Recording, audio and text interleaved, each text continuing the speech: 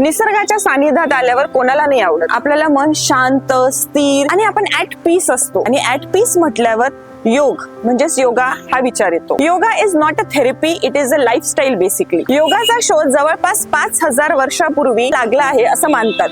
आणि योगा म्हणजे 8 अंग आहेत असं आपण मानतो. पण योगा म्हणजे 8 आसनं नव्हे. म्हणजे आपण जे वेगवेगळे आसनं करतो हे योगा नव्हे. योगा म्हणजे काय? प्राणायाम आहे, मेडिटेशन आहे. आपण डेली लाईफ मध्ये काय बदल करतो, काय चांगल्या सवयी आहेत, लवकर झोपणं असेल, लवकर उठणं असेल, बाहेरच्या जगाकडनं स्वतःकडे केंद्रबिंदू करणं, या सगळ्या गोष्टींना आपण योग म्हणतो. मग योग महत्वाचा आहे का? डेफिनेटली खूप महत्वाचा आहे.